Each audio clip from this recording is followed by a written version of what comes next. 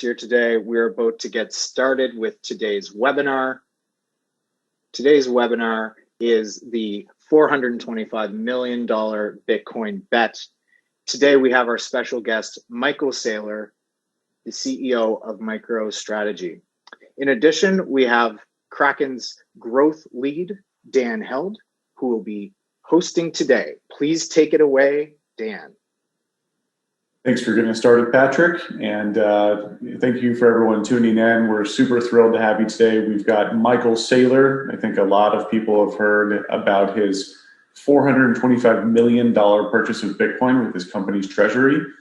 I think it's hard to find a bigger bull than Michael, so we're super excited to dig in with him and understand a little bit more around how he found Bitcoin, what makes him bullish about Bitcoin, and I think him and I are going to have a fun back and forth on getting a little bit out there. Maybe we'll talk about Bitcoin in space and the future of Bitcoin over hundreds of years. So, Michael, thanks for joining us. To kick off, we wrote the title of this webinar, the $425 million bet, but we didn't know that you bought $200 million with your own personal funds as well.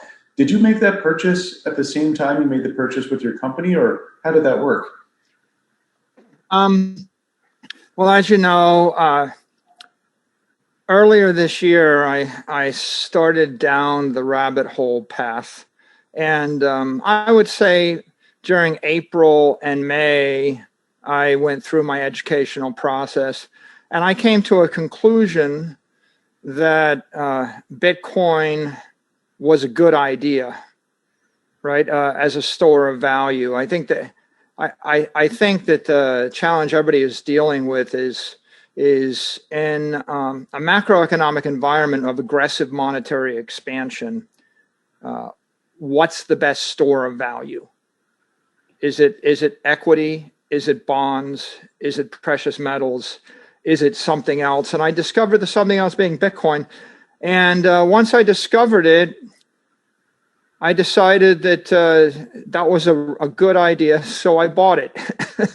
And you have to distinguish between the decision-making process of an individual and the decision-making process of a company. So, and the decision-making process of a private company versus a public company. As an individual, for me to get to the point where I had a belief and a conviction and made a decision, it's a dialogue with myself and my closest advisors, but it's a fairly tight group. So that comes quickly. And I don't have any fiduciary responsibilities or reporting responsibilities when I'm acting on my own behalf. So that's straightforward.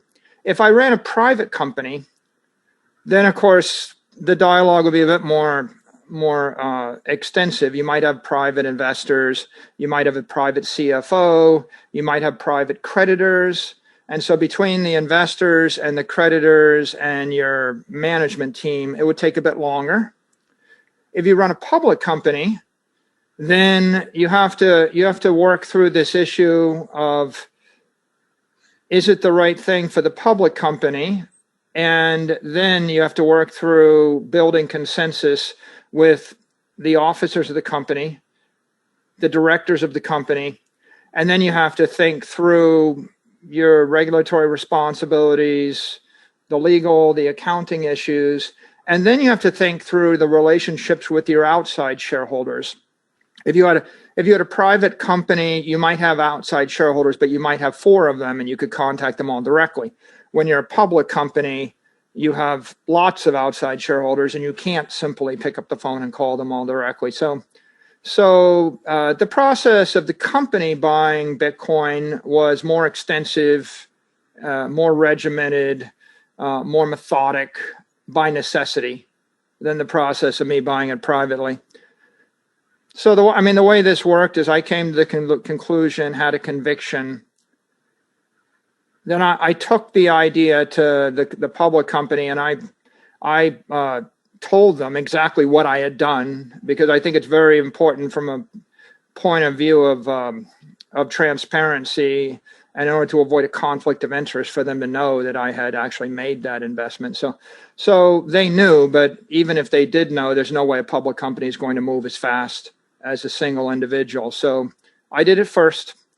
The company, but there's no guarantee the company would do it at all, right?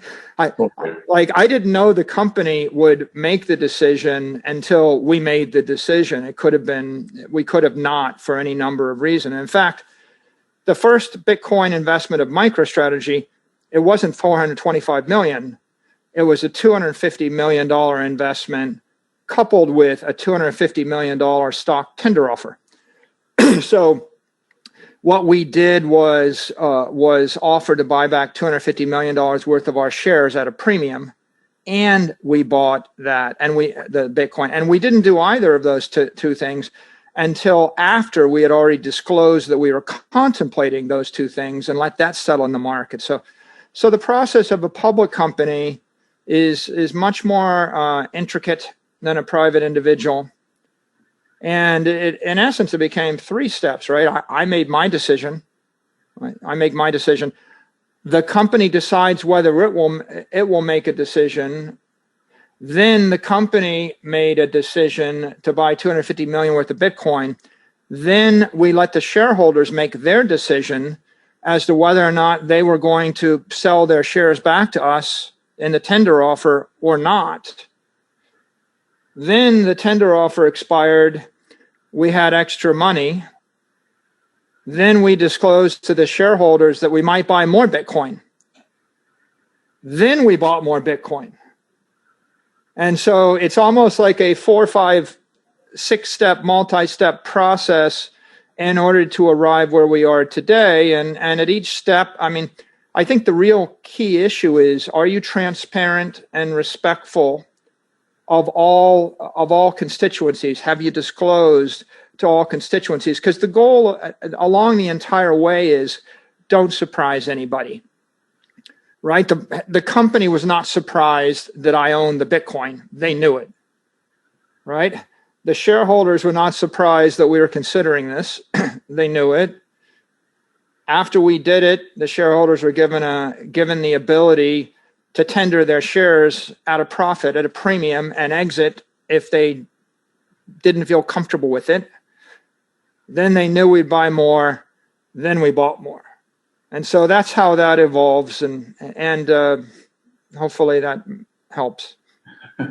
Yeah, I think everyone was incredibly blown away by how bullish your original purchase was with your company, and then the personal bet on it as well is really big. I think some people noted that it might be one of the largest purchases of Bitcoin at that price from an individual. Because a lot of early Bitcoiners that I know bought Bitcoin when it was $1 or a penny. And so they might have 10,000 Bitcoin, but they bought it, the cost basis was much lower. So I think that was really shocking to me. I think was just kind of blown away by how. Well, I wish I'd figured it out at $1 or at $10 or at $111 or at $1,000. But I have this motto, better late than never. Hey, I still think we're very early. I think you're in the same sort of mindset. In fact, Michael, how early do you think we are? Like on the stage of Bitcoin's evolution, where are we on that adoption curve? Because you've been around, you've run MicroStrategy for such a long time, and you've seen different innovation cycles play out. Where are we on that curve? Look, I think this is a classic paradigm shift, as Thomas Kuhn would say, in the structure of scientific revolutions. And you can see them with the automobile, with a mobile phone, with airlines, with crude oil. Up until the paradigm shift starts, you could go people tried to create airplanes that flew for hundreds of years. Leonardo da Vinci was thinking about it. And up until 1902, every learned person in the universe could give you a million reasons why airplanes will never work. And in 1903, a couple of bicycle mechanics from Dayton, Ohio, not the people you would think would invent the airplane, they figured it out, bicycle mechanics. And from 1903, from what is it, Daedalus tried to fly too close to the sun, or Icarus crashes and burns. Thousands of years people have been trying and failing. In 1903, it sort of works. By 1969, we're on the moon. And so the S curve, it kicks up, it accelerates. And with all these technologies, I think the time to buy them is when they're big enough that it's obvious they work and they've got massive momentum, but when 99% of the people on the street don't understand them. And in this particular case, I say it's reasonable. 99.9% of all the assets in the world are in alt assets. $250 trillion in bonds, stock, real estate, precious metals, derivatives, $250 billion in Bitcoin, 0.1%, 10 basis points.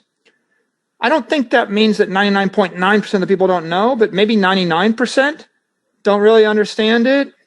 So on one hand, we know we're early because it's the solution to $250 trillion worth of a problem. The problem is in an aggressively expanding monetary environment where fiat currency is not going to hold its value, i.e. if I'm sucking 10 or 15% of the energy out of a unit of currency every year, and it depends upon which unit of currency, right? In Argentina or Turkey, we're losing more than 10% energy a year.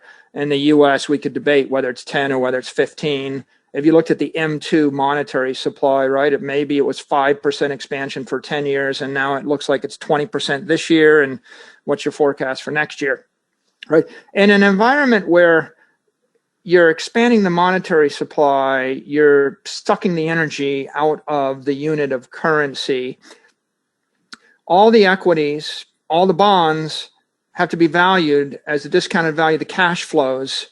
And so the discount rate is equal to the risk-free discount rate. Seems like it's the monetary expansion rate. And so if the money supply is expanding by 10%, the discount rate's got to be 10%, which means that the fundamental underpinnings of a bond based on its cash flows have to be discounted by 10% a year. And an equity has to be the same way. So everybody in the world is, if you've got real estate, you're valuing the real estate based upon the discounted cash flows of the rents. And if you got a bond, you're valuing the bond based upon the sum of the discounted cash flows of the bond. And if you got a stock, you're valuing it based on the sum of the discounted values of the stock and the fiat currency in the system where the entity is doing business, whatever that might be. So everybody's holding those assets. And in a world where the fiat currencies are expanding at 0% a year, there's no problem, right? The underpinning, if the US dollar was expanding at 0% a year, the underpinning of the currency, the base currency layer is stable. You have hard money. No one's got a problem. And as we expand it, everybody's got a problem. And now you've got a solution. And 99% of the people don't understand the solution. Ergo, we're very early in the S curve, but we're 250 billion into it, which means that when we were at $1 billion, it could have been snuffed out. I mean, you could figure out what could have happened. The IRS could have given you a hostile tax treatment. The government could have made it illegal to own it. You could go through a parade of things. The forks could have forked again. Hackers could have found a way to hack the blockchain and drain off the value. Each of those things could have been debilitating to its growth. It's just like starting a fire. It's like you can snuff out the flame, but once it's a forest fire, not so easy to snuff it out, right? So I think that we've got a forest fire. We have a fire in cyberspace. It is raging with $250 billion worth of monetary energy. I think it's too big to stop right now, or at least let's just say it's conceivable to stop the forest fire, but it's a lot harder to stop the forest fire than it is to put out the campfire. It was a campfire when it was $1. Totally. Michael, there's a lot of things to unpack here that I want to touch on. One is I love that when you get into talking about like discounting cash flows and looking at how the Fed and other central banks influence how investments are made, it's essentially a measuring stick, and they keep changing that constantly. which makes an investor like yourself or a businessman look at like, how do I measure different investments? And if they distort that underlying measurement of the successful allocation of capital, then that's that makes running a business super hard, because then you don't know what return you're getting, because are you beating inflation? Are you beating this distortion in the economy? Yeah, it's really a question of your relative framework, right? If you take as a given that dollars are constant and valuable, then of course you would never trade your dollars for anything that had volatility, because you would see that as risky. But if you take as a given that the dollar is going to lose 10% of its value every year, then it changes your frame of reference. I think that a metaphor which is very useful here, or a model that's very useful, is the model of adiabatic lapse, or in thermodynamics there's something called an adiabatic system. So if I'm at sea level and I've got constant pressure, I've got constant oxygen, and I've got constant energy. Energy is heat. As I suck the energy out of a system, the temperature falls. So if I take you up 1,000 feet, you lose 3 degrees Fahrenheit. If I take you up 10,000 feet, you lose 30 degrees Fahrenheit. That's why in Aspen or in the mountains, you've got this cool climate in the summer. It's all quite pleasant if it's Aspen in the summer. On the other hand, when I take you up 50,000 feet, you lose 150 degrees Fahrenheit. Now you go from 70 degrees above, 70 degrees Fahrenheit to minus 80 below. But that's not the only problem. The other obvious problem is that as the pressure falls, oxygen falls out of the solution. And, when you go to 9,000 feet, you've lost 30% of the oxygen. When you get to the top of Mount Everest, you've lost 80% of the oxygen. If I kick you out of an airplane at 50,000 feet, if you don't suffocate to death, you'll freeze to death. You choose your poison. So if I keep expanding the monetary supply, it's the same thing as if I created a room at 70 degrees with oxygen and I kept expanding the room by 10%. I'm creating an adiabatic lapse, and I'm simultaneously freezing you and suffocating you. And so the real dilemma here is that in a fiat system with a monetary supply that's expanding at a rapid rate, you're freezing and suffocating everybody doing business in the currency. It's just a question of how fast am I it's like marching a bunch of Boy Scouts to the top of Mount Everest, and I've got a little altimeter, and my altimeter says, oh, well, I'm at sea level, right? The altimeter is reading inflation. And so if I set the altimeter to a market basket of YouTube streaming videos and Domino's pizza and manufactured goods with a 5% variable cost, I pretend that I'm at sea level, but I keep marching the Boy Scouts up 5,000 feet. And at 5,000 feet, they can't breathe, but we're at sea level. And then I march them up to 10,000 feet, and now they're all freezing cold. But I say, no, can't be, we're at sea level. And I keep marching them up. And eventually I march the Boy Scouts to 20,000 feet, and they're all froze to death. And at some point, you got to say to yourself, maybe the altimeter's wrong. Maybe the instrumentation is wrong.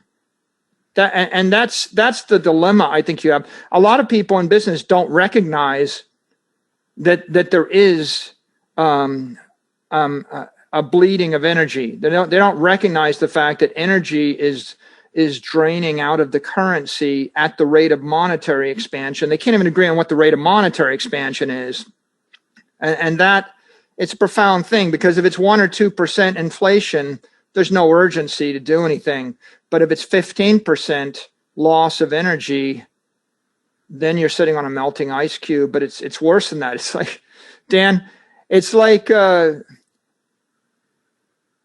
if I'm a company and I have billions of dollars of cash and I'm pretending there's no problem, it's kind of like you have a bunch of kids and someone comes into your home and they turn down the temperature in the kids' room by 10 degrees each year.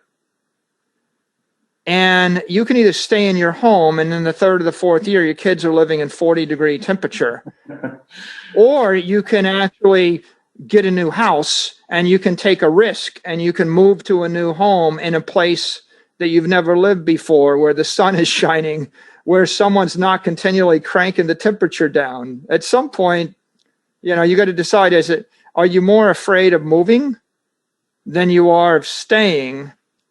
And I guess it depends upon whether you actually are paying attention to the children.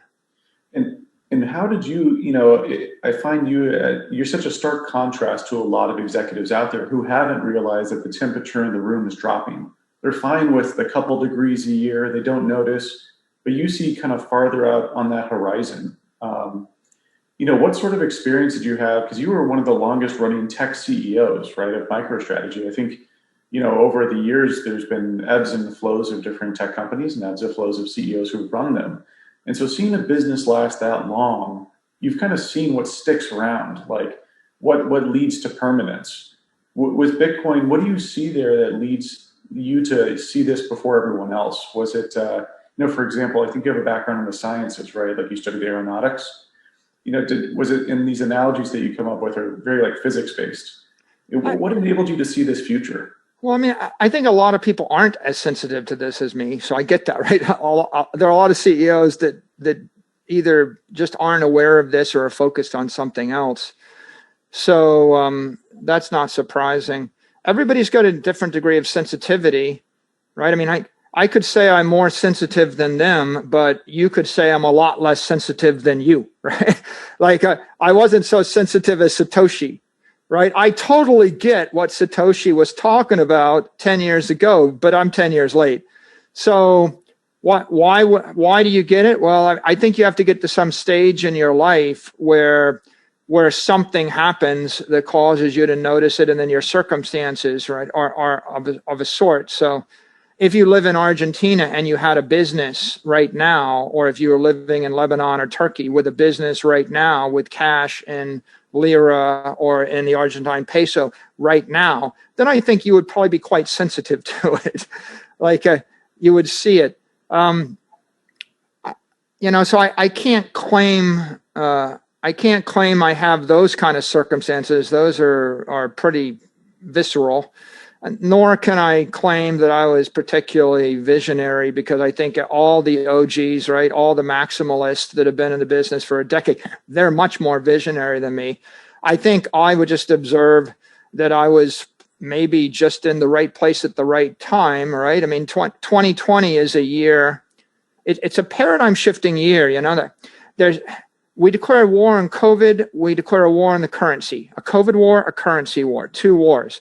What Thomas Kuhn says is in the structure of scientific revolutions, paradigm shifts get rejected by the old guard and by the old generation until they're dead. Generally you got to wait till people die.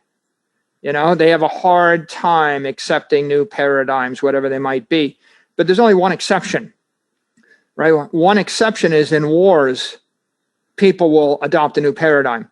Right. So normally you would expect Generation X will figure out Bitcoin because they're a different generation. And you would expect that Warren Buffett will never figure out Bitcoin. Right. Just like Warren Buffett really didn't figure out Apple either. It was someone 40 years younger than Warren Buffett working for Warren Buffett with the discretion to make the investment that made more money for Warren Buffett than Warren made in his entire life on any decision he ever made. Right. And by the way, the guys that bought Apple for Warren Buffett with that discretion made Warren Buffett more money in like 2 years than Warren Buffett made in 70 years. And Warren might not even noticed that he made the money. And they made the money buying into Apple's mobile network 8 years into a 10-year run. I mean, so talk about late. Right. I mean, they missed the first 20 years of the Apple story from 98 to 2018. They picked up the last 2 years. They still got it. So, and not just Apple, Buffett lost out on almost he didn't really invest at all into tech. I think Apple was his first foray into it, but yeah, he largely missed the tech boom. So people don't get that. But on the other hand, why do you actually adopt a new paradigm? A war, you want to get someone who's a, Generation Xer, or whatever, to adopt a millennial idea. Well, people used to say to me, "Oh, Bitcoin is this cool thing." I'm like, "Well, I don't get it, but I know I've got Apple and Amazon and Facebook and Google, and they're working for me. I get that. So, and I know I got other headaches, and I'm not, and I got a bunch of money, so I guess that's good." So that was like noise, right? This Bitcoin thing is noise, and then people would say, "Well, there's the Fed is printing money." Well, that's kind of noise too, because it's not that big a deal. And then people would say, "Well, remote work is really the future. There's this, thing called Zoom. I use other stuff. I use WebEx or Skype, but it doesn't quite work that well for me. I've had a hard time with it. And so, no, I think you should come into the office." So when we got to February of this year, I was like kind of oblivious to the Fed. Money is good. Office is good. Don't know about these newfangled video conferencing things. And Bitcoin, I forgot I ever had an opinion on it. That's February. March, lockdowns. Now now you can't travel. Now you can't have an event. Now you can't go give a speech. Now you can't get on an airplane, whether you wanted to or not. Now you have to meet with everybody remotely. Okay, so we try it. We try it with WebEx. Oh, it doesn't work that well. Then we try it with Skype. Oh, that doesn't work so well. Then we try it with Slack. That doesn't work so well. By the way, these tries are every hour. Okay, Monday morning, day of the lockdown, 9 a.m., try to have a meeting with WebEx. My microphone cuts, the sound drops. Try to have a meeting with Skype. Now, try to have a meeting with Slack with 12 people on the line. Well, 8 of them come through and 4 get dropped and the bandwidth is not working. The CEO goes ballistic. The IT people scramble. We've got this new thing called Zoom. You might want to try. Okay, well, give it to me. 2 p.m., the meeting works. By 5 p.m., an email goes out to the entire company. Zoom is a new corporate standard. We will buy it for everybody. Everybody will use it. By the next week, there's a Zoom 100 course. Everybody in the company has mastered Zoom. How long did we dabble with video conferencing? 10 years. We screwed around with video conferencing before March of 2020. Did the CEO embrace it? Did the company embrace it? Did I get it? Not really. I mean, did we use it? Yeah, tactically. Maybe we used it 3% of the time, and then hard over, we flipped in 4 weeks to using it with 1,000 times the intensity. That's what a war will do for you.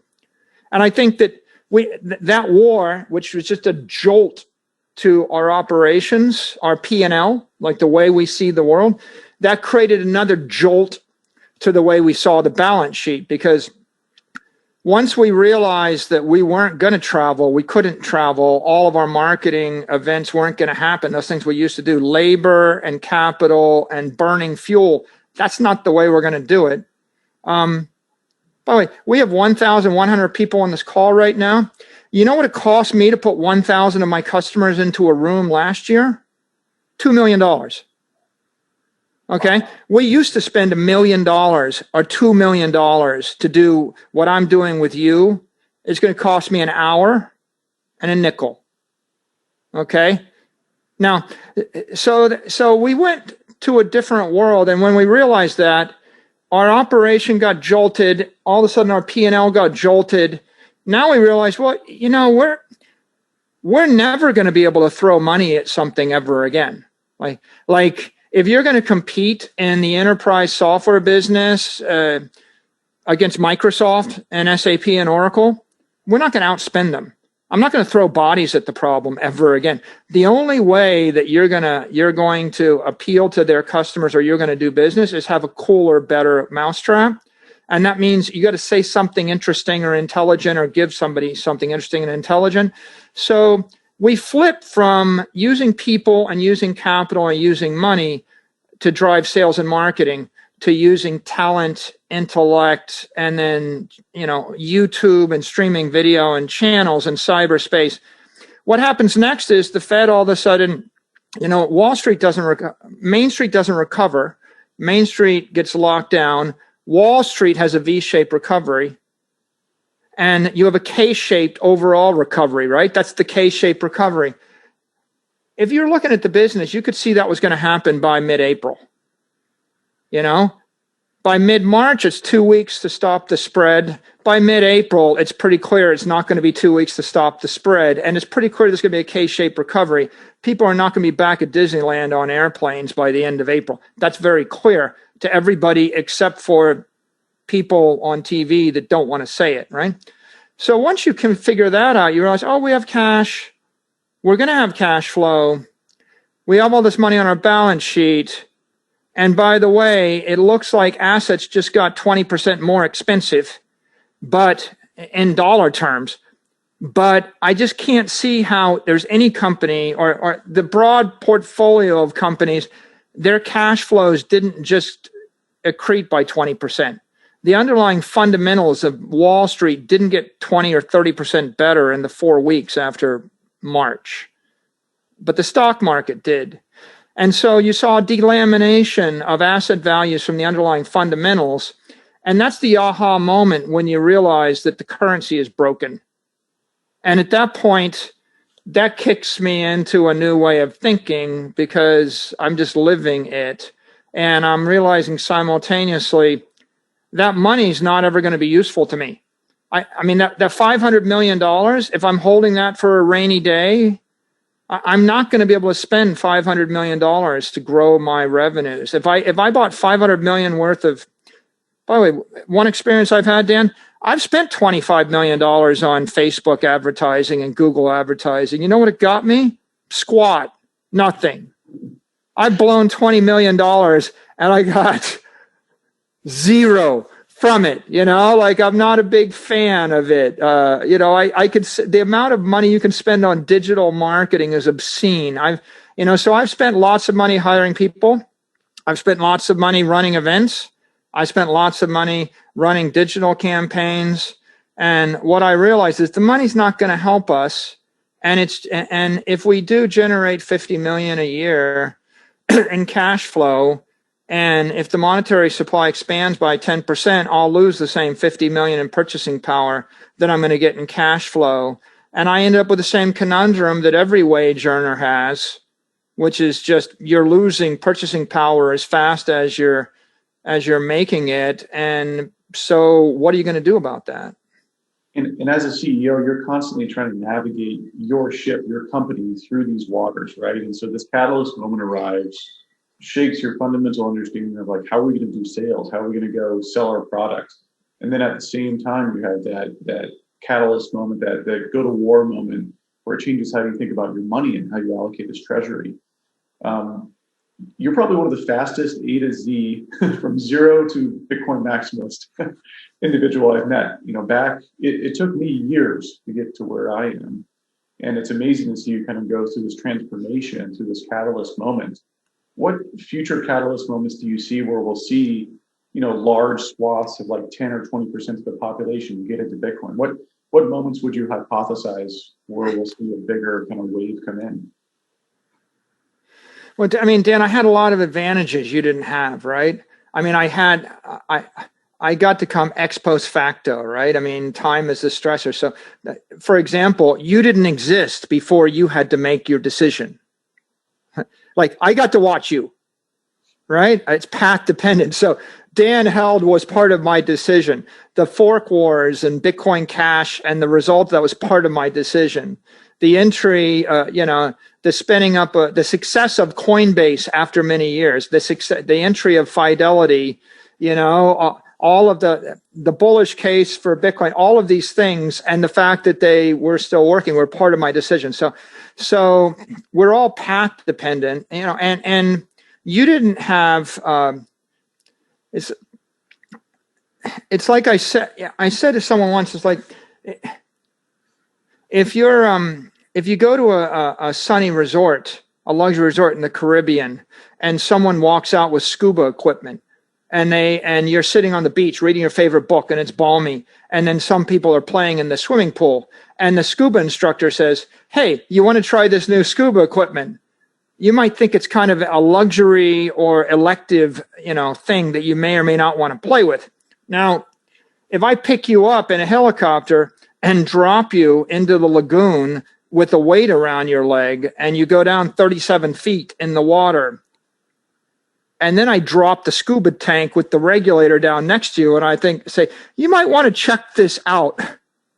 And it's no longer a luxury. It's no longer elective. You think you would take so long getting to the conclusion that you want to learn how to scuba dive? I mean, it's a different situation, right? Do you have the luxury? Is it elective? Are you getting there in a normal environment? Is there a slow boil, or is it a crisis?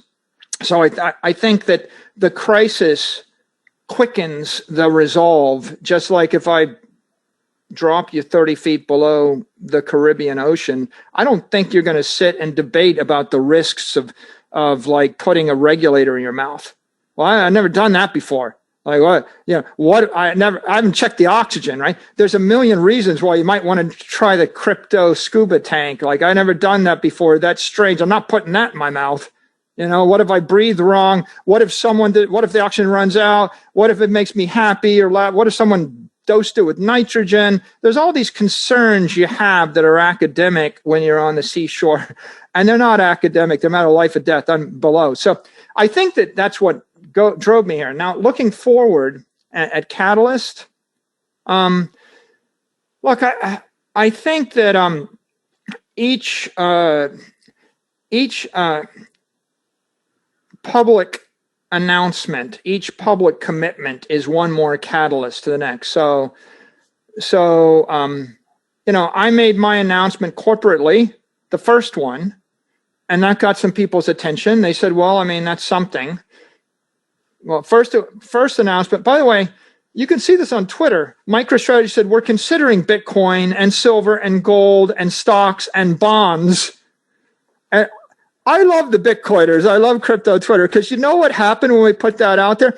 Every investor in the world ignored it, except some Bitcoiner found it, and they posted, MicroStrategy is considered Bitcoin.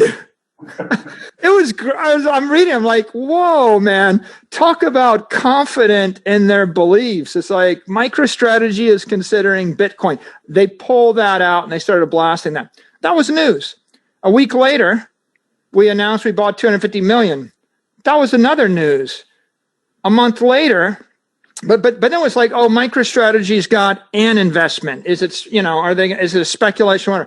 Then a month later, oh yeah, we bought a lot more. In fact, by a month later, 90% of our discretionary cash was in Bitcoin. And that's, people are trying to get their heads around that.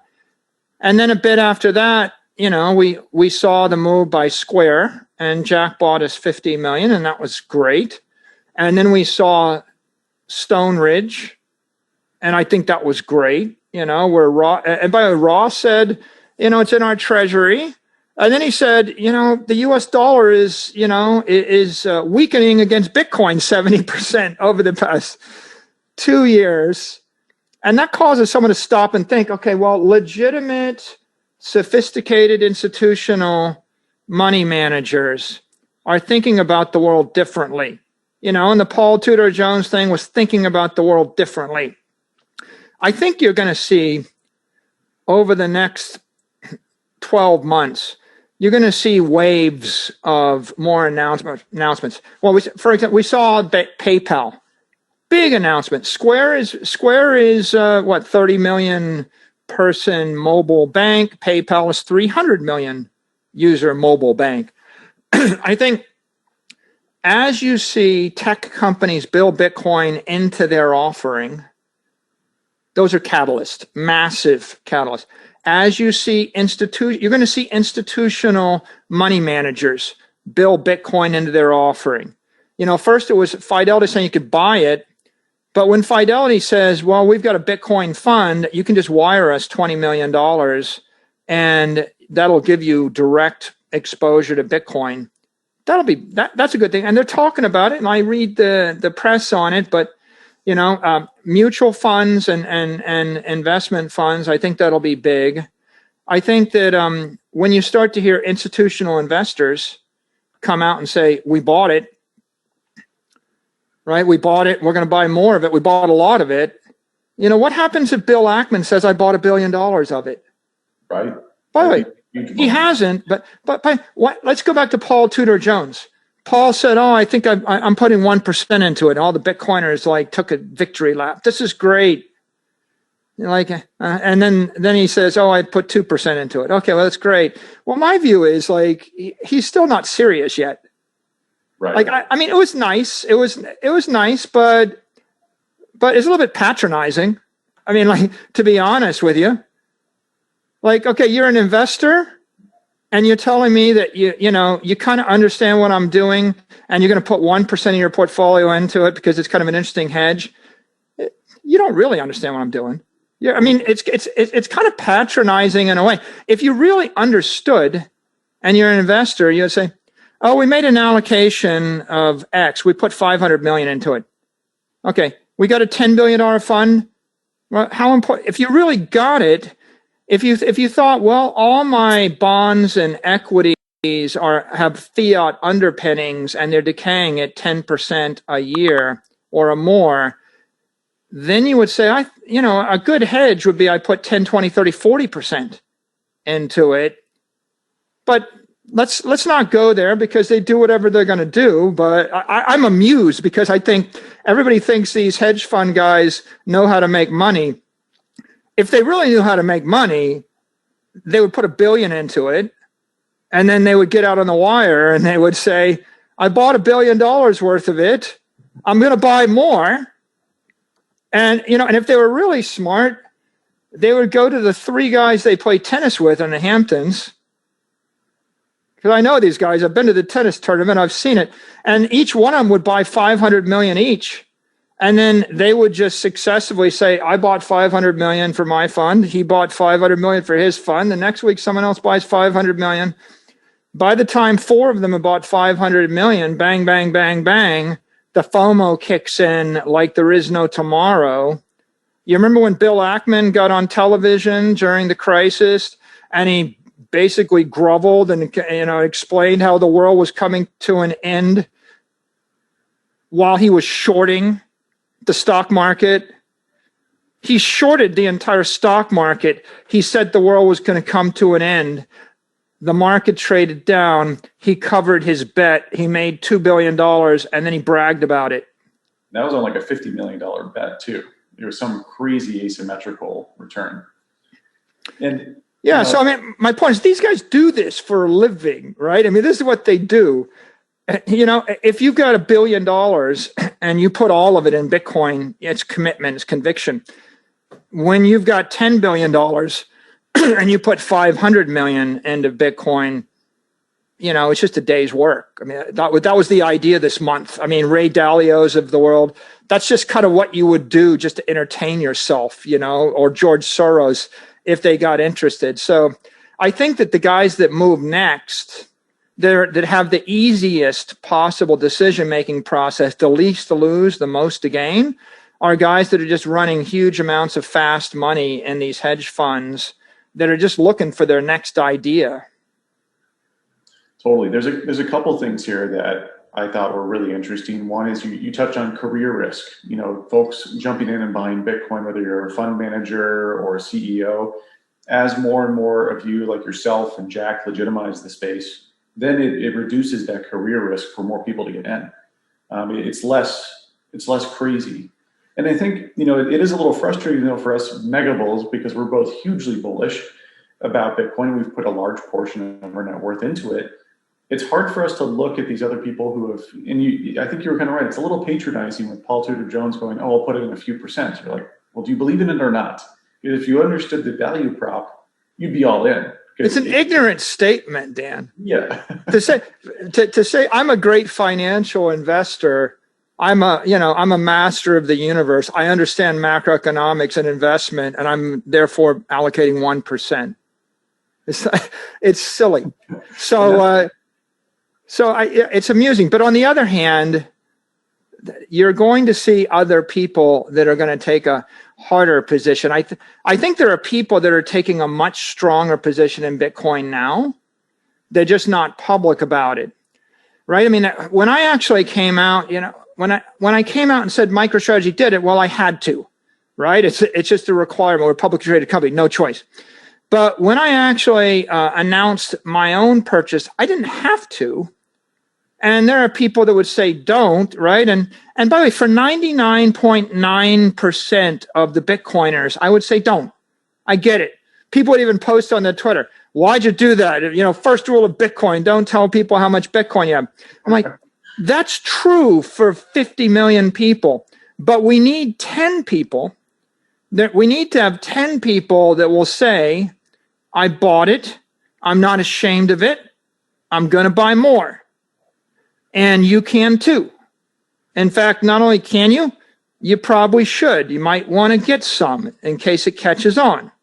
So at the point that I do it, if Jack Dorsey does it, if Mark Zuckerberg does it, if Jeff Bezos does it, if some random billionaire playing tennis in the Hamptons does it, if a Bill Ackman does it, when a Paul Tudor Jones does it, if Paul Tudor Jones really wants to do something good for his position in Bitcoin, there could be no more accretive thing he could possibly do than to be honest and say, I bought 400 million of it and I'm going to buy more.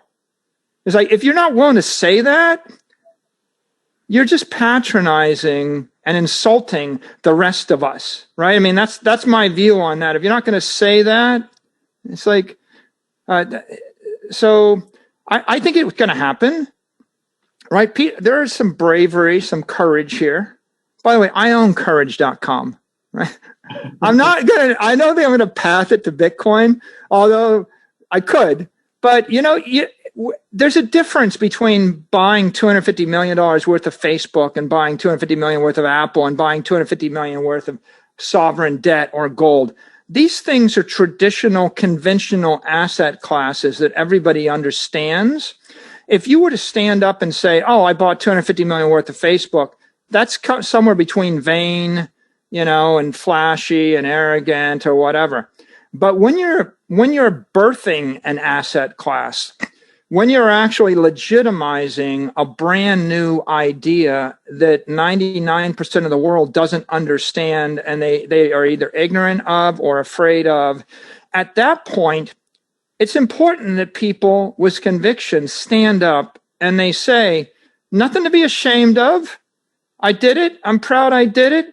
I'm going to buy more. It wasn't a hedge. It's not a speculation. I didn't show up, Dan, to sleep with your daughter for the night in a one-night stand. I want to marry your daughter. Like, what? I kind of feel like, it's like, I don't want a one-night stand. I actually want someone to make a commitment to me. That's the difference here.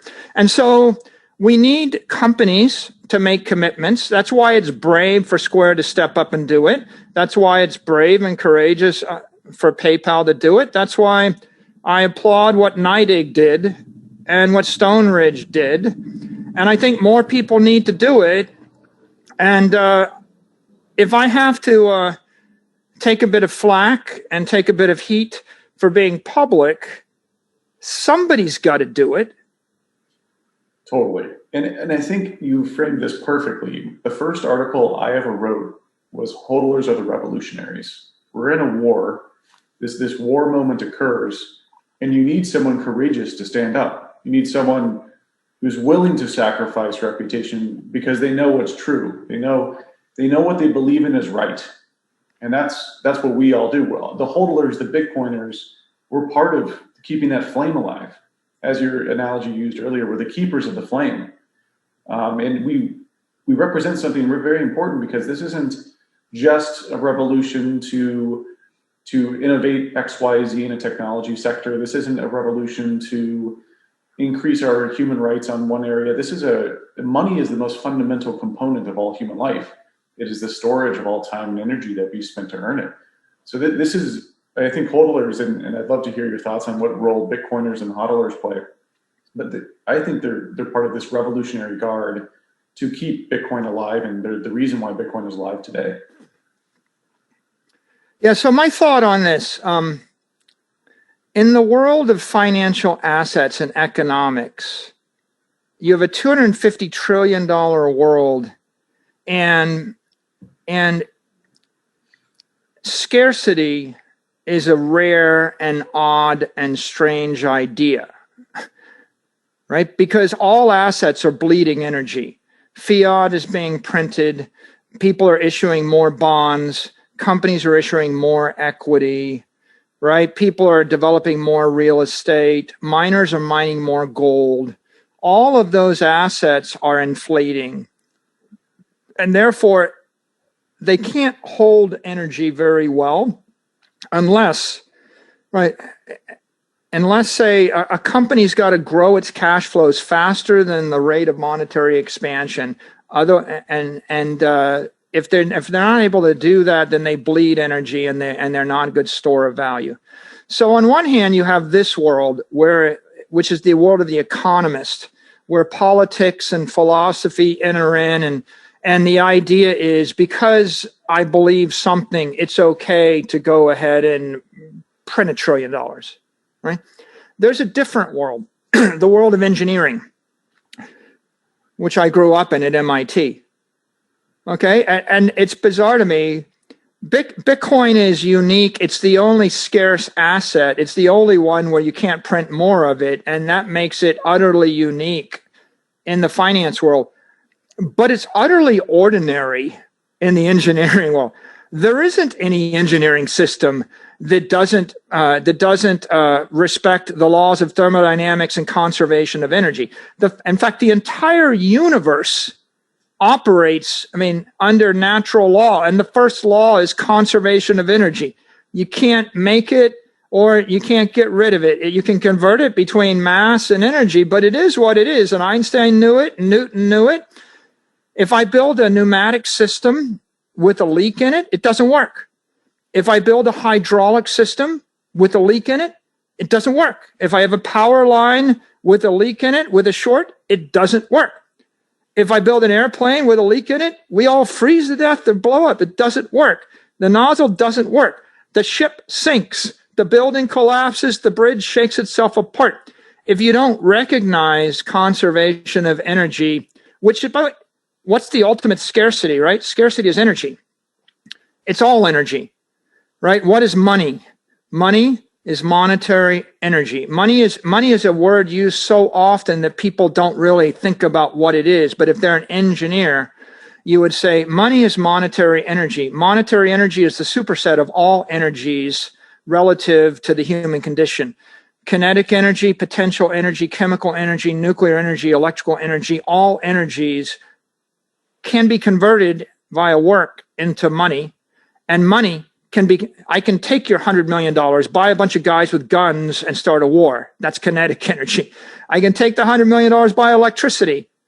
I can take it and I can buy whatever I want to buy. I can climb up the mountain and get potential energy.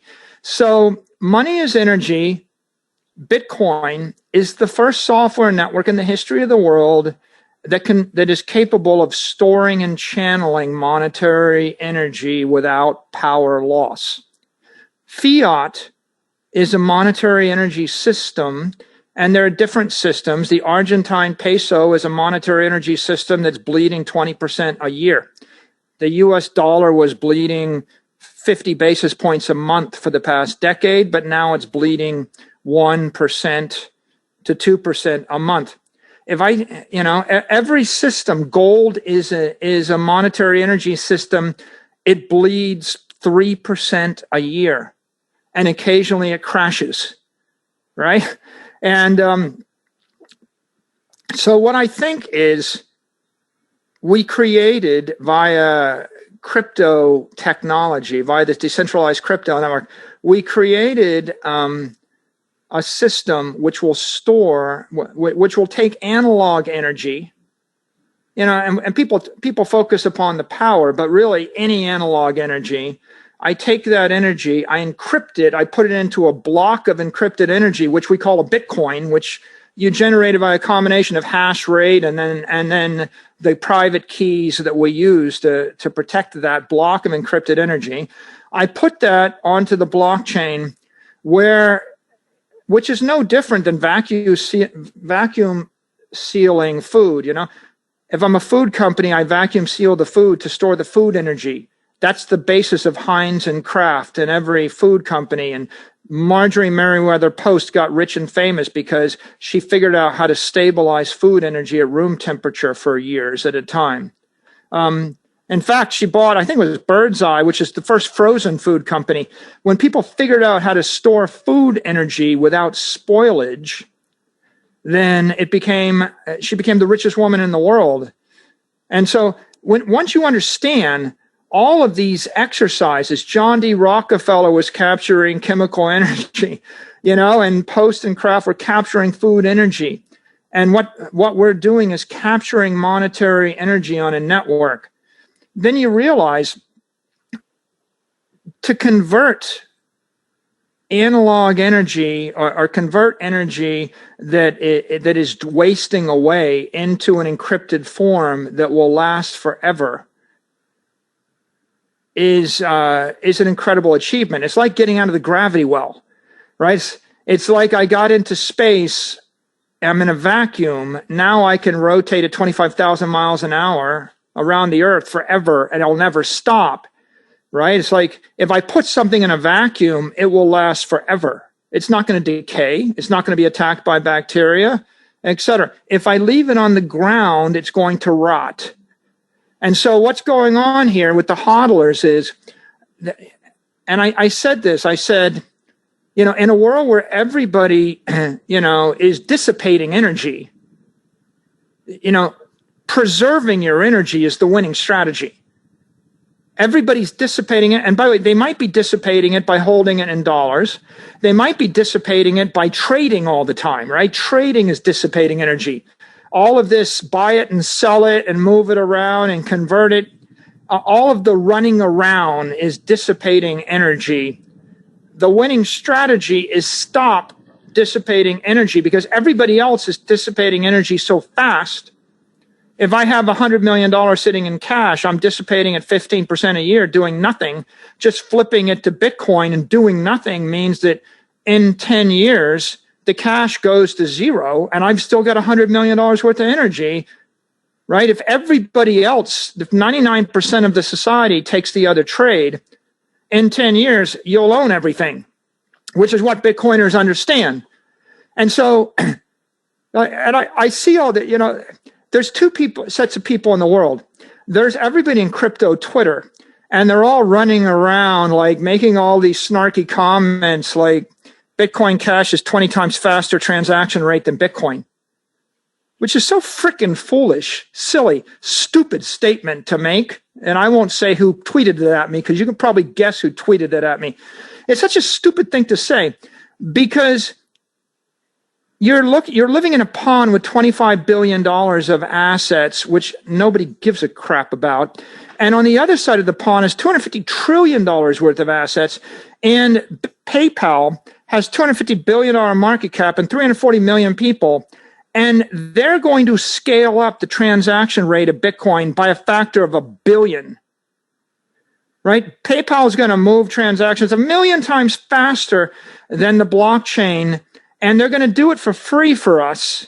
And anybody that wants to move transactions fast in and out of their wallet will use Square Cash or PayPal. And those two will FOMO Apple Pay and Android and Google Pay. And eventually they'll FOMO and, Amazon into providing the payment rails.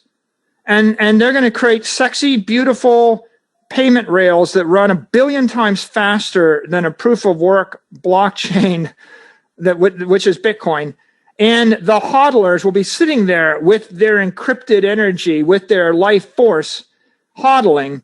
Everybody else in the world, Apple, Amazon, Facebook, Google, PayPal, Square, they're going to be desperately working to do all that transactional stuff.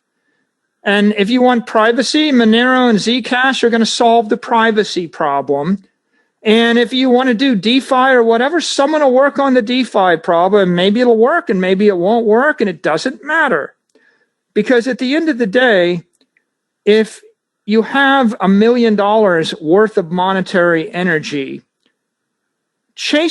taking it and risking it, I give you $1 million of monetary energy, and you could expect that if the money supply expands by 15% a year, you're going to get a 15% real yield on it.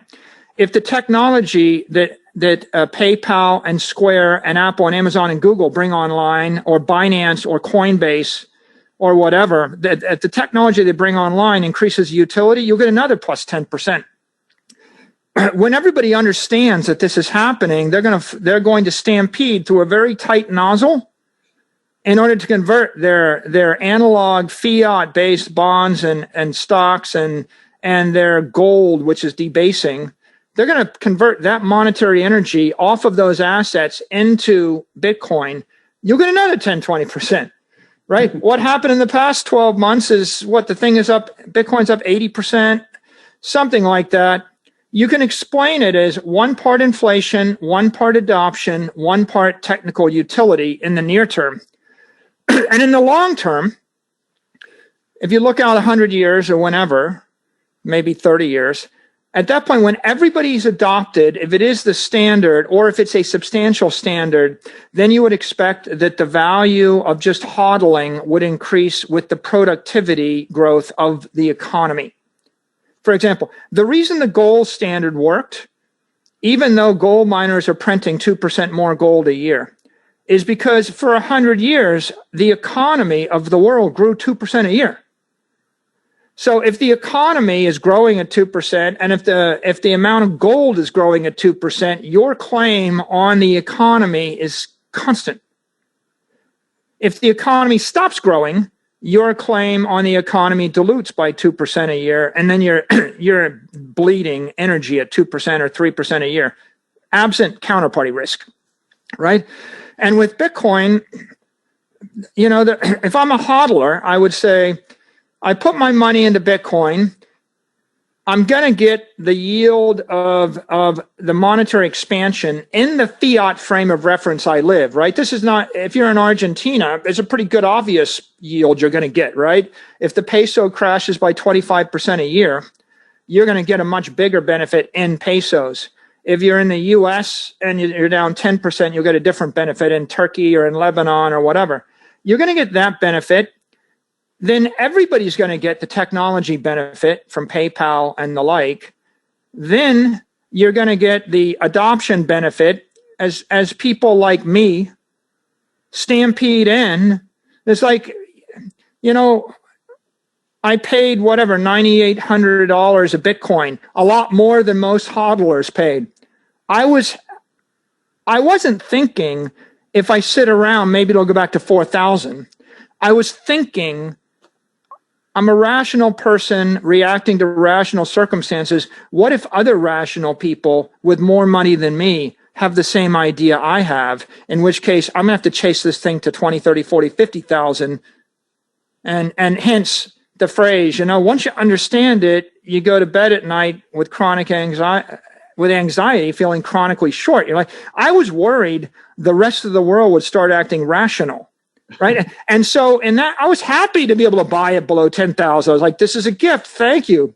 I'm not anybody that all the people that think they know Bitcoin, that sit around and they whine that they're, or they lament, I got to wait till it goes back again. I'm going to wait for it to crash.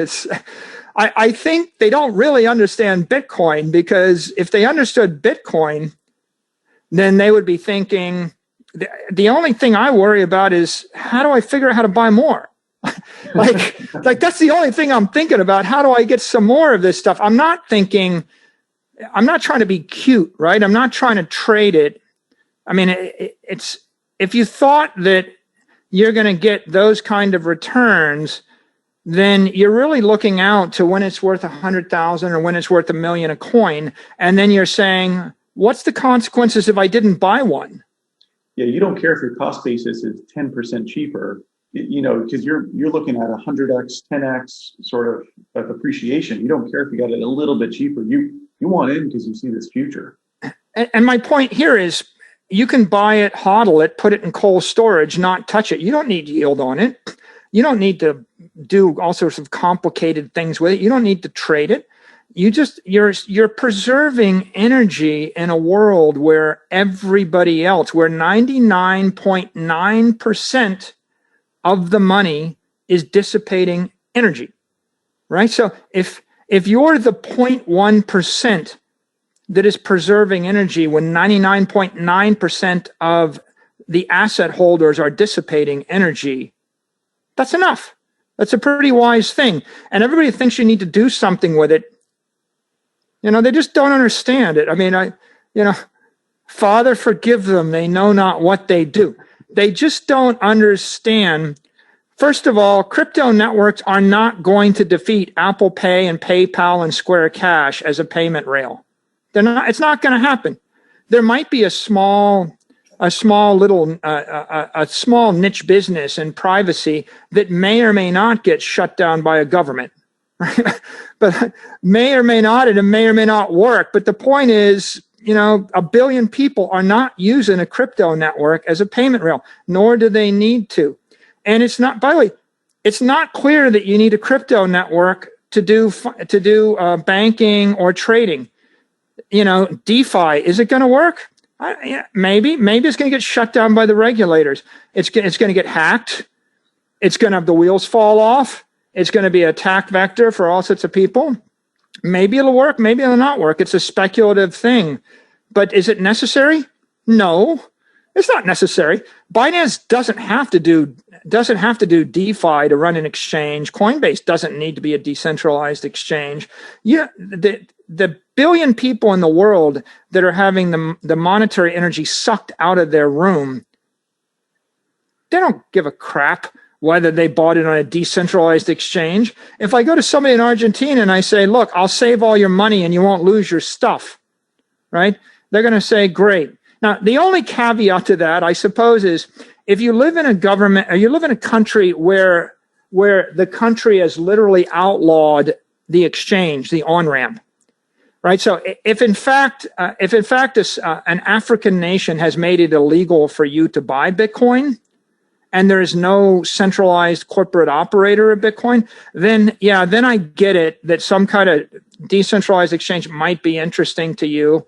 I'm not going to get into all the regulatory issues because they're all different and there's a different circumstance. What I'm going to say is in the developed world, between in Europe and most of developed Asia and the US, there's billions of people. And all of their needs can be met via crypto banks that plug into the blockchain. And PayPal, Square, Binance, Coinbase, Kraken, you're all just crypto banks, and you're going to compete with each other, right? To see who's going to provide the best mix of services, the best performance, the best experience. And when your security fails, the bank's going to get taken down. And when you charge me 9% for a loan and someone else charges me 3% for a loan, I'm going to go to the 3%. But then when someone offers a 3% loan and they take too much risk and they go belly up and they get wiped out, I'm going to go back to the 9% loan, right? And so there's going to be a competitive marketplace with all of the banks on the blockchain. And there's going to be some areas, like people complain PayPal doesn't let you take your Bitcoin, into cold storage or take it on your own personal device and self-custody.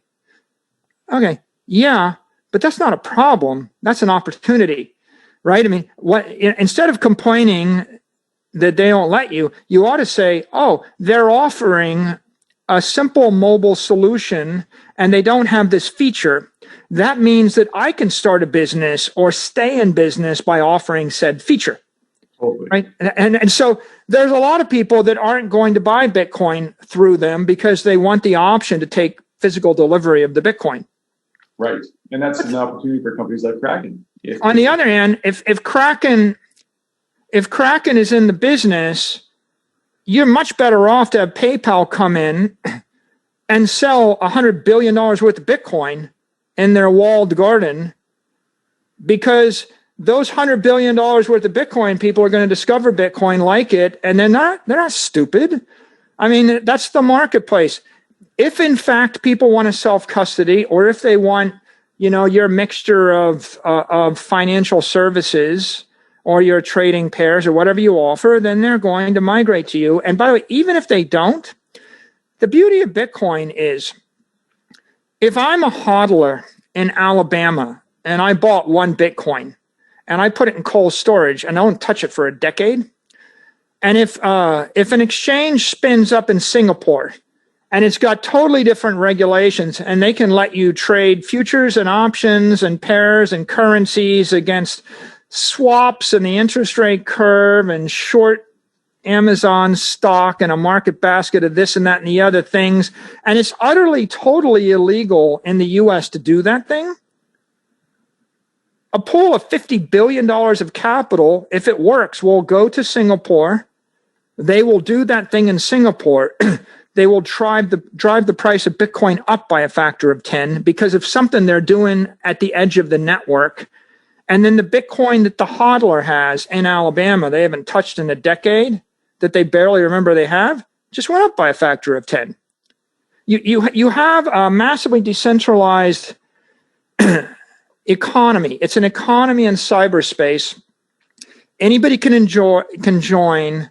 It's permissionless, and it grows with the highest common denominator, not the lowest common denominator. And so the beauty is anybody in another jurisdiction may be able to do something you can't do. You don't got to chase it. You don't have to change your citizenship, move to Singapore and learn how to day trade options, swaptions in order to get the yield. You could be a hodler and sit and do nothing, because there's only 21 million Bitcoin, and the demand for Bitcoin is going to increase at the edge of the network where someone else comes up with that complicated idea. So it's, let the professionals juggle the razor blades and let them juggle the fire. And if they drop all the fire and burn themselves to death, somebody else will pick the thing up and they'll juggle it until they realize it doesn't make sense, and people will stop juggling it. Or maybe it will make sense, and maybe this DeFi thing is like 1,000,000 billion times better than NASDAQ, and that's good too. Let's just wait and figure it out, because everybody's got the right to take every risk they want to take as long as they don't inflict that on somebody else. And that's what I think about Bitcoin, and what I think about hodlers, and what I think about all the people that criticize it. Every piece of functionality, transaction speed, and scalability that people critique Bitcoin for not having is going to be delivered by the crypto banks at the edge of the network. And the right way to think about Bitcoin, I think, Dan, is Bitcoin is the central bank of cyberspace. It's the central bank, except it's the fair central bank that respects the laws of thermodynamics and the conservation of energy, and it's never going to screw you. And there's no one that's ever going to change the rules on you. And now you've set up that central bank and that underlying base layer. Does anybody really think that, Bitcoin, Satoshi Vision, Cash, something next is going to outdo Apple Computer in getting close to the customer? I mean, how are you going to build into Face ID? You think you're going to outdo Amazon? You think you're going to outdo Google, or outdo Twitter, or outdo, PayPal?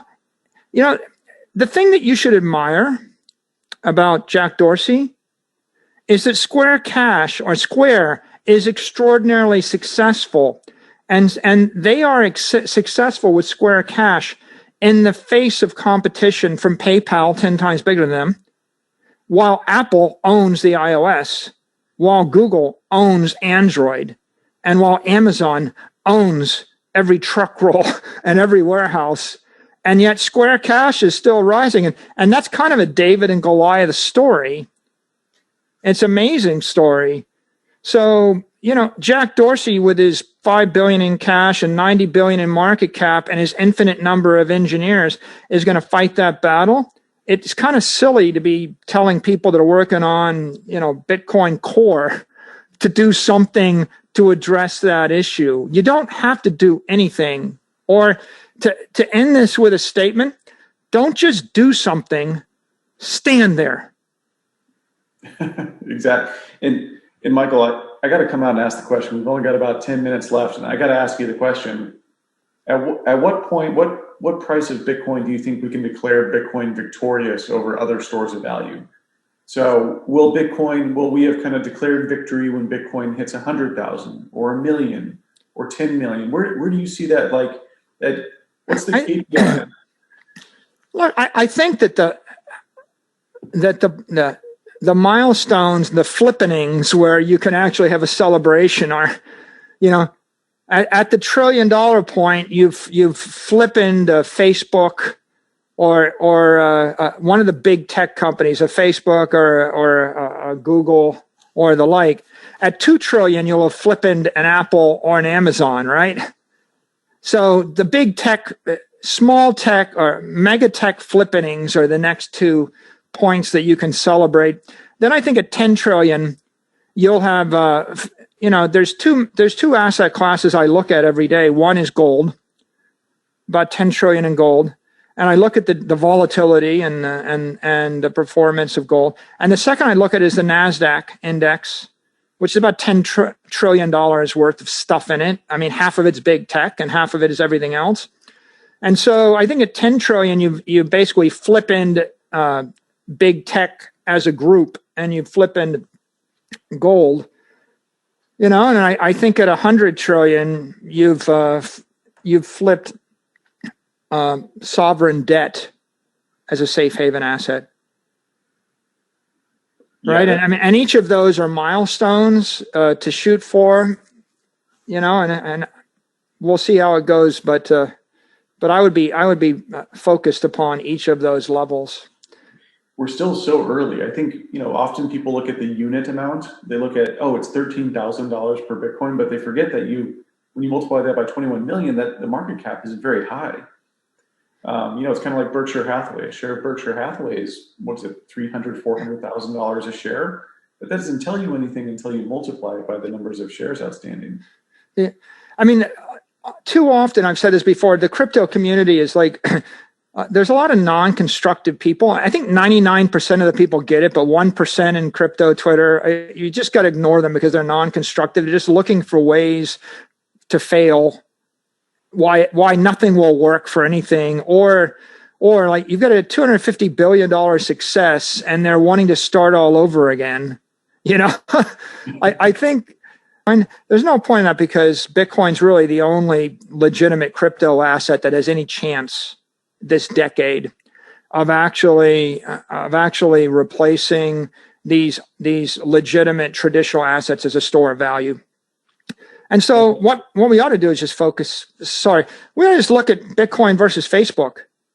I mean, the real question is, do you feel more comfortable holding Bitcoin than Amazon or Bitcoin than Facebook or I look at my thing is look at Bitcoin versus the NASDAQ index. Do you know, the NASDAQ index was ahead of Bitcoin, the price, for a while, and it just crossed over. I think NASDAQ peaked at 12,000. And it traded between 10,000 and 12,000, and Bitcoin was like 9,000 to 12,000, and then it flipped, and Bitcoin blew through 12,000 and through 13,000, and Nasdaq went headed back down again. But I think that if people just look at that and they're like, well, how do I feel about this as a store of value versus equities as a store of value? That's the question. And every metric and every debate we ought to have is Bitcoin going to hold monetary energy better than gold, or is it going to hold it better than big tech? Because those are those are the next two logical targets, right? People are either going to buy Bitcoin because they like the big tech proposition, but Bitcoin, looks like a better store of value, a better safe haven, or a better upside. It's an earlier stage monetary digital software network. That's one constituency. We should go get those people, right? Or we should go get, the gold bugs, another constituency. Those are the only two constituencies worth debating with and pursuing. I don't think we're going to convert people that are holding, sovereign debt into Bitcoin this year. But I do think that that we can convert big tech investors and we can convert gold investors with the right story and the right message. It's definitely an arc of multiple decades of adoption. It's going to be waves of different types of folks who come in and start to understand and really grok why Bitcoin matters. With the last 5 minutes here, I do want to ask one more question, which is around, and I think this is a really interesting take because I'm not sure if anyone else covered this in your other podcasts. Do you think your experience with buying and selling domain names, do you think that gave you insight into digital scarcity? So when you found Bitcoin in the 21 million Bitcoin hard cap, do you think it was easier to understand because you had that previous experience? Yeah, I'm sure. Look, .com is the main chain of domains, and 80-90% of all of the search energy and all of the economic energy in cyberspace is on the .com domain. Google.com, Facebook.com, Apple.com, Twitter.com. When you go type something in, it's 95% likely you typed in a .com. And English, by the way, is a dominant language. So I would say fundamentally, my appreciation of digital scarcity just comes from my appreciation of math and physics and engineering. Again, the ultimate scarce thing is energy, time, energy, time, mass, energy, the universe, right? So this is conservation of energy as scarcity. The universe works with immutable laws. You break the law of gravity, you die. Yeah, there's a lot of things like that. There's no appeal. You don't get to screw around with it. You don't get to suspend it, right? And this is the case. So if you study engineering, aeronautical engineering is a really good discipline because to be an aeronautical engineer, you have to master structures and thermodynamics and propulsion and electronics and avionics and fluid dynamics and the like, and it's every single discipline. And if you break any of the rules, the plane crashes, everybody dies. It's like, so a non-negotiable thing, Reynolds number, adiabatic lapse, this is just speed of sound. What happens when you break the speed of sound, right? Big problems. Speed of light, big problems. They're immutable scarcities that define the universe, gravitation. So I think that understanding helped. I think that when the domains came along, that was just an observation. I think there's a certain gravitational, an appreciation of gravity and the laws of gravity, which are important. Like we've talked about Metcalfe's law and network effect, but Metcalfe's law falls down in one area. Metcalfe's law says that, the power of the network is like, proportion of the square of the nodes, but it doesn't address the fact that it's all the gravity or the gravitational power of a mass is a function of the density, the density of the nodes. So what Bitcoin is it's an economy and it's a network in cyberspace with a bunch of nodes. As the nodes increase, yeah, that's important. But if one of those nodes is Mark Zuckerberg and he puts $10 billion on one of those nodes, that node is more important than the other nodes, right? These are not all created equal.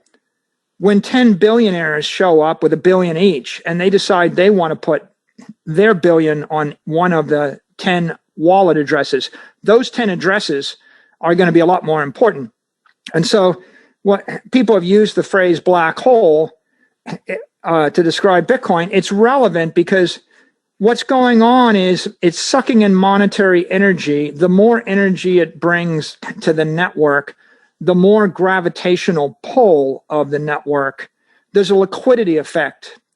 And I'm not quite sure if there's a law for this, but eBay saw it. I mean, every financial market sees this. When eBay got liquidity, when all the buyers came together with all the sellers and there was a bunch of inventory, then all of a sudden the entire world collapsed into eBay and it became a screaming success. And with any market maker, it's the same thing. You have to pull this liquidity, and liquidity can be measured, has to be measured as energy, right? Social energy, monetary energy, material. eBay was like material energy, product energy. Amazon is a certain product energy. So as you pull the energy on the network, the gravitational pull toward other potential participants increases. It starts to collapse into its own tight thing faster and faster with more appeal. And look, you can conceptualize a universe where there are multiple gravitational bodies, right? There's the Earth and the Moon and the Sun. So you can have different networks. There's going to be the Apple network and the Amazon network and the Bitcoin network, and they're going to find some orbits around each other. But as one network gets stronger, it changes the trajectory of the orbit of the other body, right? Like Facebook and Netflix are having their orbit deflected by Apple's policies on their Apple store, and Google is deflecting Apple's orbit. And Bitcoin is going to deflect some orbits. And as it attracts more monetary energy, it'll deflect more orbits and it will grow. I think the only other important point here, though, is, and some mathematician, I'm sure one of the cyber hornets will come up with a mathematical formula, which is a Metcalfe's law dollar weighted, right? Or monetary energy weighted Metcalfe's law. That's what we want to describe the growth of the Bitcoin network. Once you understand that, though, you realize that when I joined Facebook, it would take me a long time to pull all my social energy on the Facebook network. I mean, how long will it be before I posted 1,000 things on Facebook? It'll be a while. When I joined Bitcoin, how long will it be before I put all my monetary energy on the network? That could happen fast, right? Like with me, that could happen fast, right? How long will it be before you buy everything you're going to buy on the Amazon network? That's going to take you a lifetime. How long will it be before you store everything you own on the Bitcoin network? That's not going to take a lifetime. And so the dynamics of a monetary network and the rate at which monetary energy pulls in the network could be much more aggressive, right? It should come much faster. I mean, than many of these other software networks that were pooling a liquidity, right? Because like you give me an eBay network and I'm going to trade on it 1,000 times over 30 years. It takes me 30 years to get the full value proposition. You give me a stock trading network and I'm going to trade on that for 10 years. It takes me 10 years to get the full value proposition. You give me a hodling network. You give me a savings and loan network. I crack my piggy bank. I put all my money into the savings and loan network. It's going to take me like 1 week to get the full value for the rest of my life of that network. And you wow. see that mass, right. that giant mass is so big that when all this other value gets close to it, starts to get sucked in, and that process happens much faster than these other pieces, these other bodies that are with their gravitational pull are much weaker than this huge mass of a savings and loan bank at the end of the universe. When a $10 billion institution decides to take a small position, it'll be a $500 million flow in a week. How many of them need to do that? 10,000? How many of them can do that? 10? 10 before it becomes very noticeable, right? So 1 in 1,000. So look, we don't have to convince everybody. All we got to do is convince anybody. And I think anybody's already convinced. It's just a question of at what rate do people move, and we will see. And that's where the price is a signal. As the price goes up, people become more aware of it, which are then drawn into anticipation of the price going higher. You described earlier the FOMO that you had. All we have to rely on, I think it's a really beautiful mechanism that Satoshi built with a 21 million hard cap. There's no supply response when demand increases, so the price goes very high. That high price draws in awareness and it completes the cycle. the engineering term for it, which I studied at MIT, I studied system dynamics, and it's all about nonlinear systems, right? And the dynamic is positive feedback loop. It's the basics of servo mechanisms and control theory. It's a positive feedback loop. So these things are all unique and innovative and extraordinary in the economic and the finance world. There's nothing unique and extraordinary about them in the engineering world. Because, Dan, you know why? Because nothing works in engineering that didn't do this. If you don't build homeostatic processes and feedback and respect the laws of conservation of energy, and if you allow any of your electrical energy or hydraulic energy to bleed out of the system, it just doesn't work. And if you're lucky, the air conditioner doesn't work. And if you're unlucky, the factory explodes and the plane crashes and burns and everybody dies. But one way or the other, every engineer that ever lived knows the laws of scarcity, that knows the importance of thinking through the feedback loops, right? You ever see the bridge at Verrazano Narrows Bridge? It's a very famous video. They show every engineering student. You know, the engineers built a bridge and they got the harmonic frequencies or the natural harmonics aligned, and they accidentally aligned the harmonics of the bridge with the natural frequency of the wind over the river, and the bridge shook itself apart and literally self-destructed once they cut the ribbon. And they're like saying, don't mess with Mother Nature. You don't just get to make stuff up. You have to actually submit yourself to the laws of physics. And if I were to extrapolate and even take your statement and take it a little bit further, I would say that economics wasn't based on science before Bitcoin. Bitcoin was the first time that economics became a science. Bitcoin is a software network engineered to host a safe haven asset.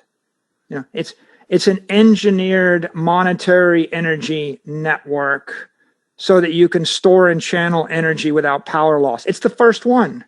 It's the first successful one. I mean, people tried it before, I guess. It's the first successful one. If you define success as capturing $100 billion worth of monetary energy in it. And in that regard, it's a thing of beauty, but it's an engineering breakthrough. Just like a nuclear reactor. Just like a space shuttle, right? Just like an aeroplane. It's an engineering, just like a railroad. You know, did it cost a lot of money to build the first one? Yes. Did it actually cut the cost of moving stuff around by a factor of 1,000 or 1,000,000? Yes. Is it a revolutionary network? Yes. Well, did people understand it when it first hit? Most didn't. Will they eventually? I think so. And Michael, you've got this deep fascination with physics, mechanics, mining, and industrial sort of mindset. And by the way, Michael, I know we're a little over time, so if you need to go, let me know. I know you're a busy guy. I'm good for a few more minutes. Awesome.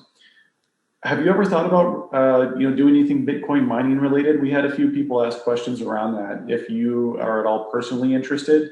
I think everybody in the economy has got to decide where they want to focus their energies. And Bitcoin is an economy. It's a cyber economy. Once upon a time, America was this great capitalist nation, land of the free and capitalist, and everybody doing business in the quest for the almighty, worshiping the almighty dollar, right? That's America, the Warren Buffett America, right? Well, Bitcoin is an economy in cyberspace, everybody creating their own business in worship of the almighty Bitcoin. Okay, so the difference being at least Bitcoin is a conservative energy and the dollar has got a leak in it, right? So having said that, you have to decide where in the economy you want to be. You can be an investor. You can be a trader. right? You can be an analyst, an advisor. People are giving good advice.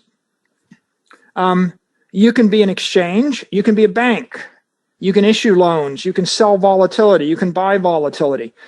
You can do futures, right? I mean, these are all things you can do. You can build mobile apps like PayPal and Square are doing, plugged into it, right? They're leveraging their assets.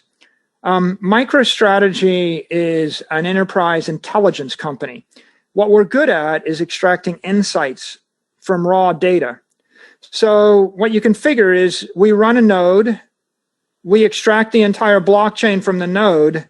When I'm thinking about what we're going to do, I'm thinking we should extract that entire blockchain, turn it into a MicroStrategy data set, start to build hyper intelligence and business intelligence on top of the blockchain, and give the world some tools that they can use to create their own custom intelligence in that Bitcoin ecosystem.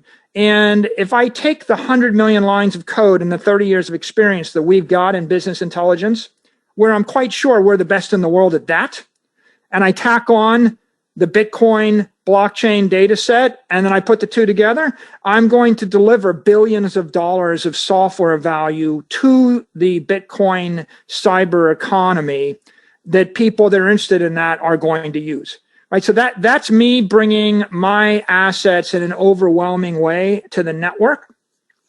Right, if I can't take $10 billion worth of software and adapt it to Bitcoin, it's not likely that I'm going to take 100 million in capital and be the world's best miner. So if we go to mining, I think mining makes sense if you have an edge in electricity. Like the fundamental issue is mining is like three things, right? It's, do I understand electricity, and can I get it, and can I hold it for the next decade, and can I get it at a rate that's more competitive? And this is a brutal observation. I have to get electricity at a rate that's more competitive than the cheapest electricity producer on Earth at every given time, which means I have to actually ask the question: is it possible the Chinese government will give away the electricity for free, or will the Iranians or will the Russians give away electricity for free so that they can actually grab the Bitcoin or monetize that hardware or something, or create jobs? You know, you can dump electricity on the market. So that's the first question. The second question is, can I actually get an edge in the SHA-256 ASICs? Right? Because it's encrypted energy, right? If I just put the energy out there, that's analog. But if I'm going to run a hash curtain, I'm going to have hardware. Okay, so can I get an edge there? And the third is, do I know how to operate a data center, and can I manage all of the business operations? So there are three different things. And if I owned a bunch of energy and I had nothing else to do with it, then I'm a strategic low-cost provider. But for me to go onto the spot market and buy energy on the spot market and buy ASICs on the spot market and then learn to do it, it's like, I'm the newbie, but I don't have any particular advantage in this space. If Dan, if I had $100 million worth of capital, I could go and I could set up a mining operation, and then I could buy energy, and then I could worry about whether my energy provider is going to screw me and triple the price.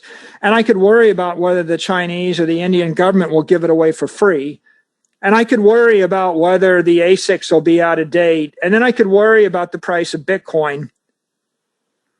But I could just take the 100 million and buy Bitcoin and stop worrying.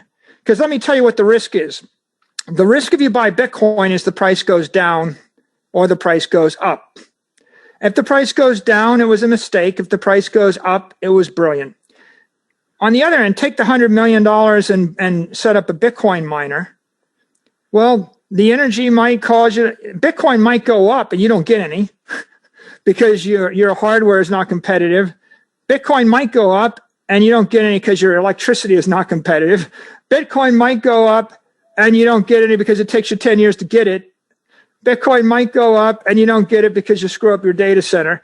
Bitcoin might go up and you don't get it because the politicians changed the law regarding mining and tax it. there's a lot of ways that you don't make any money or you lose, even though Bitcoin goes up if you're a miner. Whereas, and if Bitcoin goes down and you did everything perfectly as a miner, you still lose. And one more point, and I'm sorry if I'm beating this to death, but if I put 100 million into Bitcoin, I could sell volatility against it and generate a yield if I wanted to, or I could borrow against it if I wanted to. If I put 100 million into Shaw 256 hash powers and next to some hydroelectric dam somewhere, I can't borrow against it and I can't sell the volatility. And so if you look at it from that point of view, the bottom line is you need an edge in the ecosystem. And that's just Apple, PayPal should do what they did. They have an edge in consumer wallet on a mobile device. They shouldn't be in the business of giving people cold storage with 24 seed keys, and that's not their business. They shouldn't do that, right? They should do what they can do, right? And Apple, when they do Apple Pay, they should just put in Apple Pay, buy some Bitcoin, done, simple. Everybody should play their position. That's the whole beauty of a cyber economy.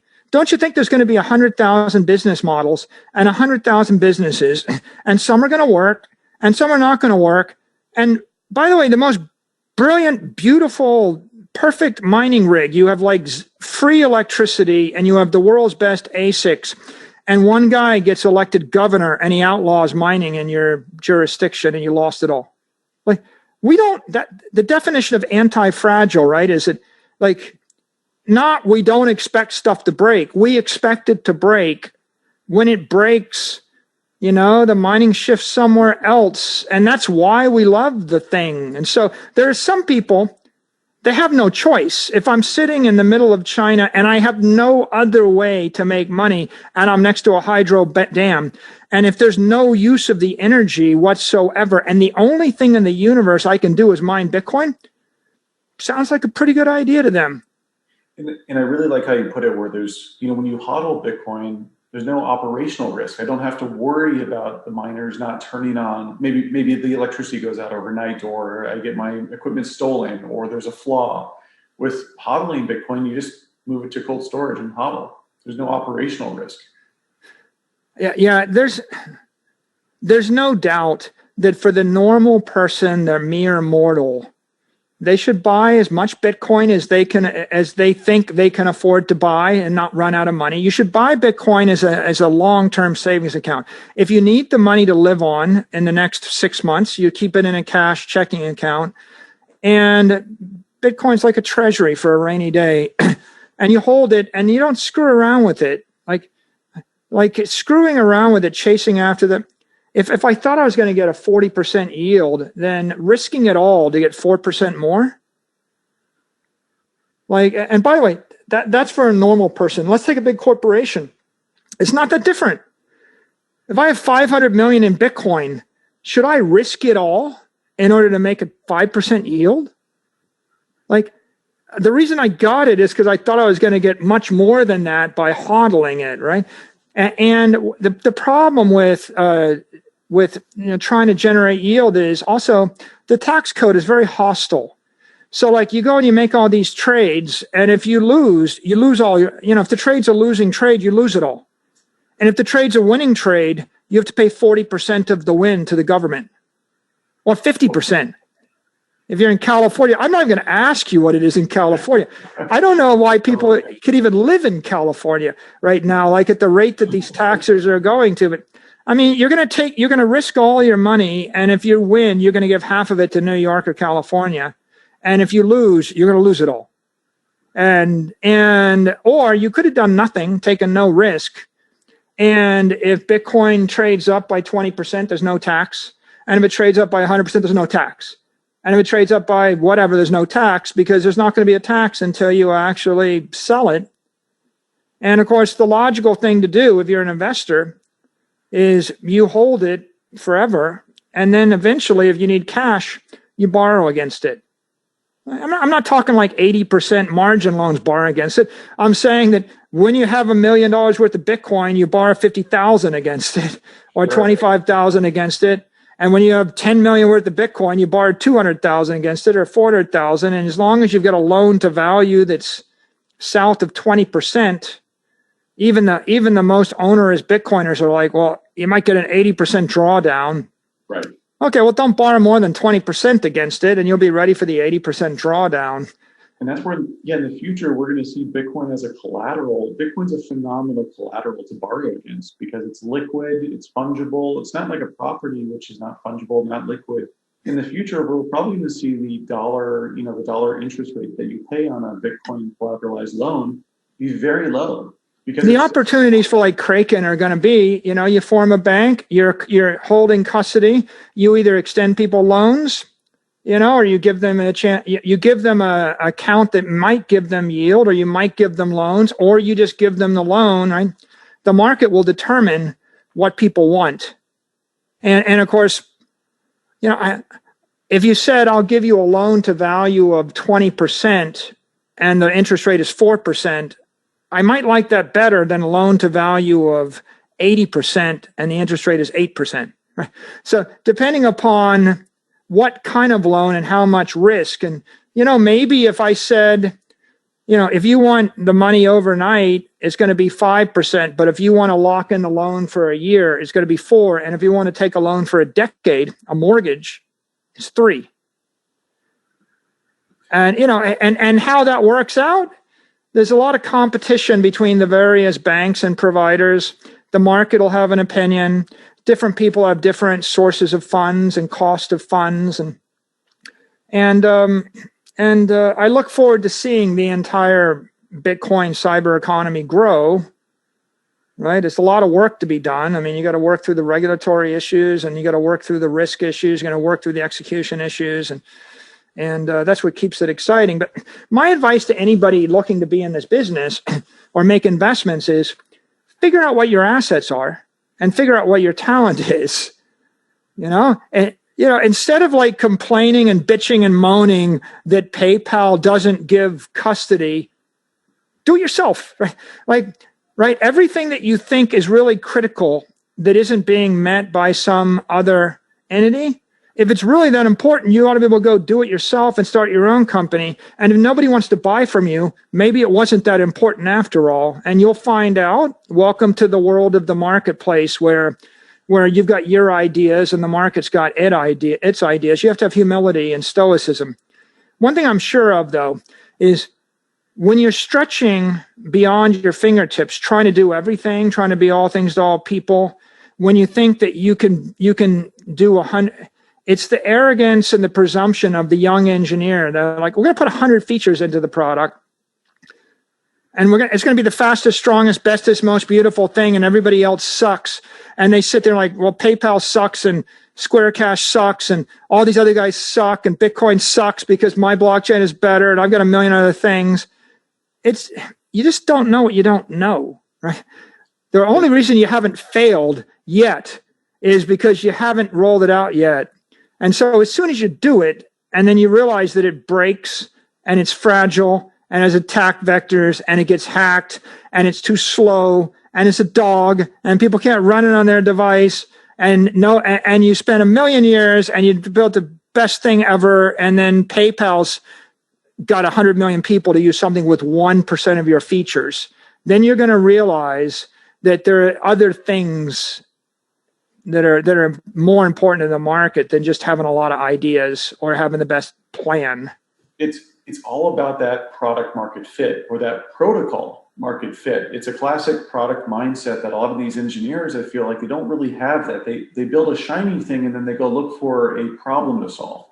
But it starts the other way around. There's a problem that you solve with a solution instead of having a solution chase a problem. Well, I mean, I know we're running out of time, Dan, but I think it's worthwhile to make this one point. Like, I'm not here to fix Bitcoin. I'm not the newbie that came here to fix Bitcoin. I like Bitcoin the way it is. In fact, I love Bitcoin the way it is. And the way it's currently constructed, it is possible to put all $250 trillion of monetary energy in big blocks of encrypted energy on the blockchain. Maybe the Bitcoin will be $1 million. You can probably calculate $10 million of Bitcoin or something. Big blocks, $100 million chunks on the blockchain.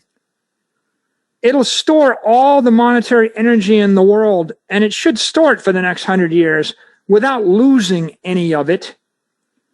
Isn't that enough? I mean, isn't that enough? Do you really need something more? I'm telling you, you can save all the monetary energy on the planet forever. Isn't that enough functionality for now?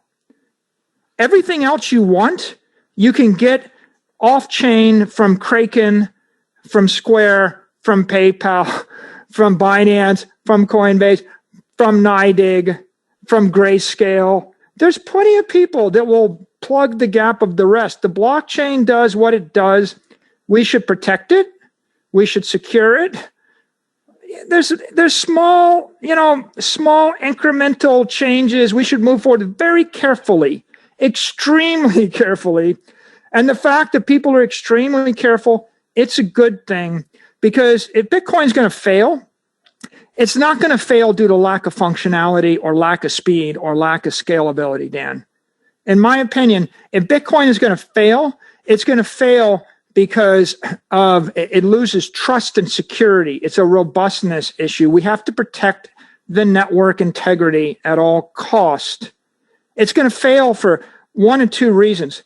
A, some engineer with a good idea, a really insanely good idea, introduces an unknown into the network and it breaks.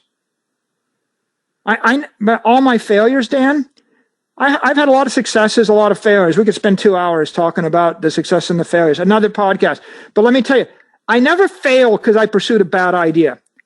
All my failures were insanely good ideas that everybody around me agreed was a good idea that didn't work, right? No bad ideas. No one pursues bad ideas. So if Bitcoin fails, it'll be because an engineer had a good idea and we got too enthusiastic about it and they break it. Or it'll fail because the maximalists lose faith. It's the technology is good enough. Now it's about the religion. If you think that you're going to put your money, your life force into this and give it to your son, or your granddaughter, or your grandson, or you're going to endow your park in your neighborhood for 100 years, or you're going to use it to save the world, or you're going to use it to live happily ever after, as long as you believe that, as long as you love something on this earth, and Bitcoin is the vehicle for which to power that with your monetary energy, then it'll live. And when the maximalists lose their conviction, that's when you start to worry. So beyond that, all of the complications should be solved by a bank, not the central bank. They should be solved by an entrepreneurial company that's going to take the risk and get the reward. If they do it right, they should win. And if they fail, they'll lose their capital. That's capitalism. That's Darwinism. That's the law of nature. That's the laws of physics. That's the universe.